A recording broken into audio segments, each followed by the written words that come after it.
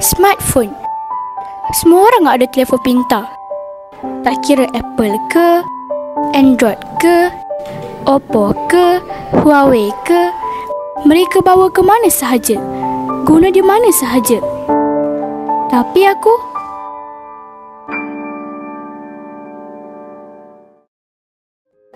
okey je.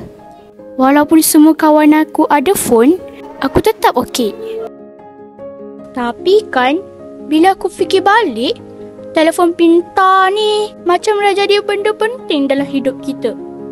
Ada orang gunakan tu buat TikTok, jadi content creator, guna untuk dengar lagu lah, tengok YouTube lah. Tapi ada juga orang gunakan untuk dapat maklumat dengan cepat, macam study.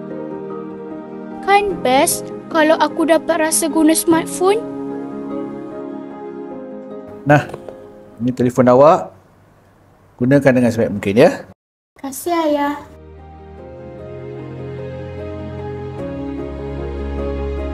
Wow, ada game Roblox, ada Minecraft.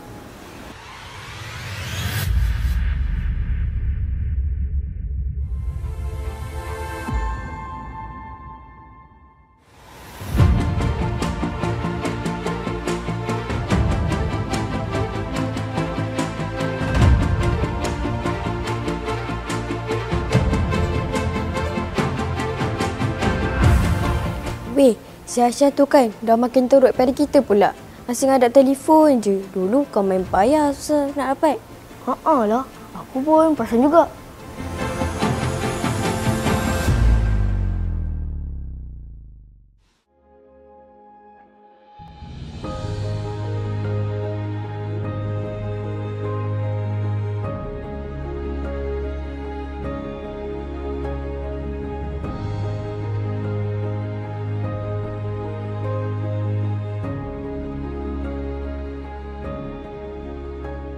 Okey, sekarang saya nak tanya satu negeri yang penting dekat Malaysia, iaitu Melaka. Dekat mana Melaka dalam peta ini? Saya cikgu, Melaka kat situ.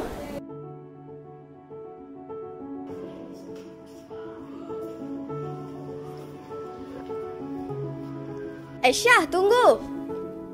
Aku nak tanya, macam mana kau dapat tahu semua maklumat tu? Kau jarang baca buku. Asyik tengok phone je, macam kita orang. Memang aku guna phone, tapi pilihan aku berbeza tau. Waktu mula-mula aku dapat phone, aku hampir-hampir je nak install game. Tapi tiba-tiba je iklan aplikasi pelajaran tu muncul. Aku pun apa lagi, follow lah. Banyak yang aku belajar dari aplikasi tu. Cara nak belajar, cara buat nota, cara ulang kaji. Semua subjek ada dalam tu. Sebab ada latihan sekali. Lagipun, aku banyak follow-follow cikgu yang suka share konten pelajaran dekat TikTok dengan YouTube. Ada yang sambil nyanyi lah, sambil lukis lah. Seronok tengok video diorang. Sumpah tak tipu.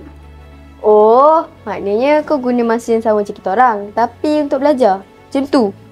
Haa, sama je. Cumanya, aku pilih apa yang aku tengok dengan apa yang aku follow. Teknologi hanya alat. Pilihan di tangan kita. Kebaikan bermula dengan jari yang menggunakannya untuk perkara yang baik.